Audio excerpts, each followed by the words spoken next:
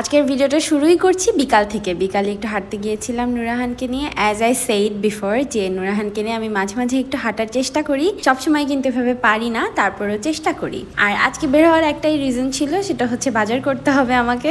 So আমি মাঝে মাঝে যখন বিকালে বের হই বাজার করার জন্য, তখন নুরাহানকেও নিয়ে যাই। আর আজকের ওয়েদারটা অনেক সুন্দর ছিল।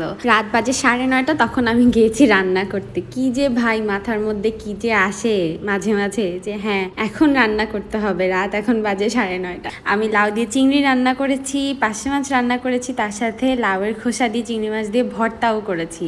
আমি না মাঝে মাঝে আমার নিজের এনার্জি দেখেই অবাক হয়ে যাই যে আমি পারি কিভাবে এত কিছু করতে। অবশ্য এই দিন আম্মু ছিল। আম্মু নুরাহানকে না রাখলে আমার জন্য একটু টাফই হয়ে যায় এই কাজগুলা করা আসলে। এই তো। আর আমার এই গাছটা একটু একটু করে পাতা বের হওয়া শুরু হয়েছে। আমার এখানে অনেক সুন্দর একটা টাব ছিল, যেটা নুরাহান ভেঙে ফেলছে। বাচ্চা কাচ্চা থাকলে এগুলো হবেই, ভাঙচুর সবকিছু তছনছ মাঝে মাঝে হয়। এটা নিয়ে আসলে মন খারাপ হয় না এখন আর।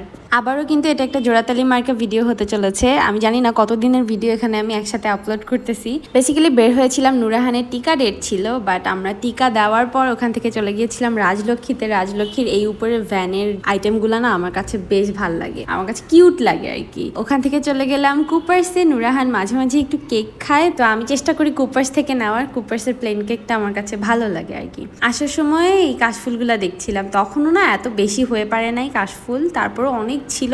আর আমি কিন্তু অলরেডি কাশফুল নিয়ে 2টা রিলস আপলোড করেছি। আপনারা যদি চেক আউট না করে থাকেন, you guys can check that out. আর ইউটিউবেও পেয়ে যাবেন, আবার ফেসবুকেও পেয়ে যাবেন। কিন্তু বাইরে থেকে মাত্র বাসায় আসছি। I have little time.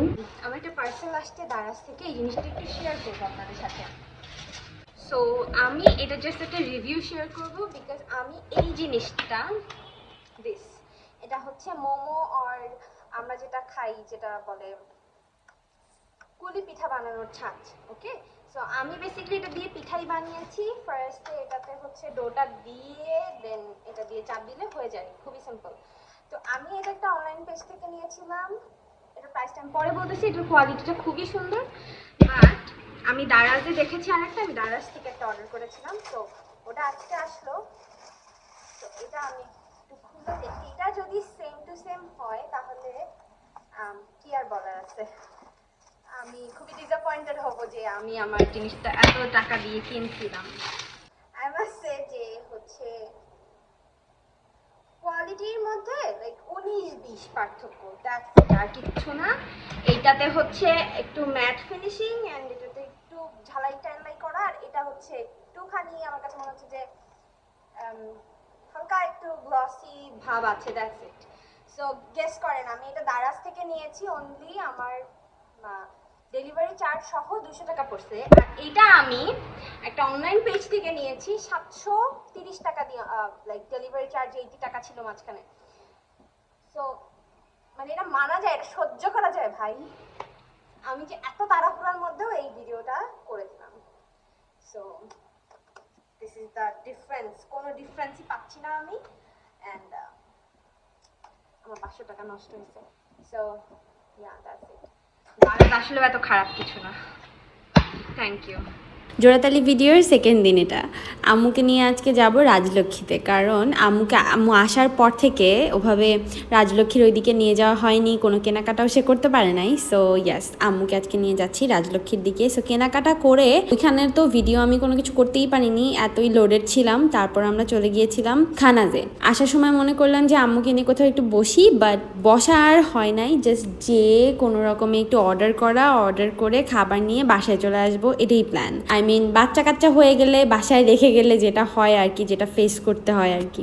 বাসায় এসে দেখি নুরাহানের এই টেন্ট হাউসটা চলে আসছে। এটা আম্মু অর্ডার করছিল, তার খুব শখ হয়েছে যে হ্যাঁ নুরাহান এটার মধ্যে বসে খেলাধুলা করবে, এটা সে কিনে দিবে। যেভাবেই হোক ঢাকায় এসে এটা অর্ডার করছে, জোর করে আমি মানা করছিলাম, তারপরও নুরাহান মাশাল্লাহ অনেক খুশি ছিল এটা পেয়ে। এইটা আবারও পরের দিনকার ভ্লগ। কামলা চেহারা নিয়ে হাজির হয়ে গেছি।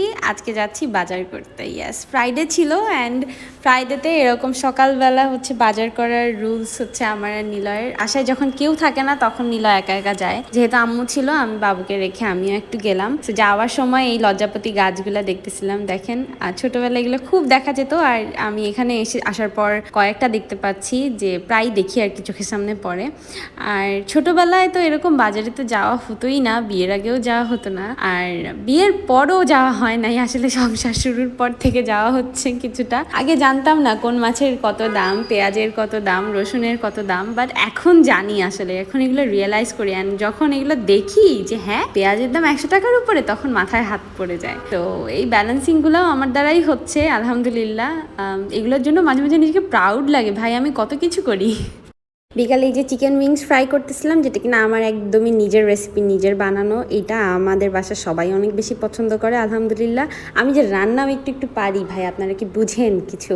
সন্ধ্যার পর নীলা আমাকে বললো যে তাড়াতাড়ি রেডি হও, আমরা একটু বাইরে যাই। নিরুদ্দেশ, কোনো কিছু বলে না কোথায় যাবে। তো যা পরেছিলাম সেটা পরেই জাস্ট বেরোয় যাচ্ছি, জাস্ট একটুখানি লিপস্টিক অ্যাপ্লাই করবো, দ্যাটস ইট। আর রিসেন্টলি আমি জানি না কেন, বাট আমি এই কম্বোটা অনেক বেশি পছন্দ করছি, যে হ্যাঁ একটা ডার্ক লিপ লাইনার তার সাথে একটা হালকা লিপস্টিক, এইটা দিয়েই আমি সারাদিন পার করে দিতে পারি। আগে যেটা হতো আমি 3-4টা লিপস্টিকের শেড ম্যাচিং করে মিক্স অ্যান্ড ম্যাচ করেও তাও আমি স্যাটিসফাই থাকতাম না, বাট হ্যাঁ আমি এখন একটা হইলেই হয়। তারপর আমরা চলে গেলাম রিগালের শোরুমে। তো আমার এই কিচেন সেটটা দেখে খুবই ভাল লাগছে।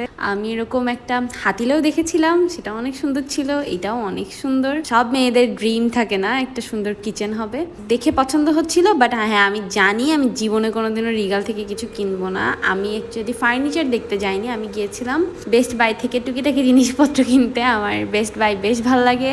অফকোর্স রিগালের যেই নর্মাল যে ফার্নিচারগুলো, চেয়ার টেয়ার, এগুলো বেশ ভালো লাগে বারান্দায় বসার জন্য, আমি ওই জিনিসই খুঁজতে গিয়েছিলাম। বাট হ্যাঁ তারপরে যে একটু ফার্নিচারও দেখে নিলাম, এক ফাঁকে আপনাদের সাথে একটু শেয়ার করে নিচ্ছি। আমার কাছে মনে হয় রিগালের ফার্নিচারগুলো একটু কম্পারেটিভলি একটু ছোট হয়, তো যারা কিনা ওদের কাছ থেকে সবসময় কেনাকাটা করেন তারা অফেন্ডেড ফিল করবেন, এটা জাস্ট আমার পার্সোনাল ওপিনিয়ন। আমার কাছে ওগুলো একটু ছোট ছোট মিনিয়েচার লাগে, বাট বাকি এই চেয়ারটা একটু ভালোই লাগতেছিল।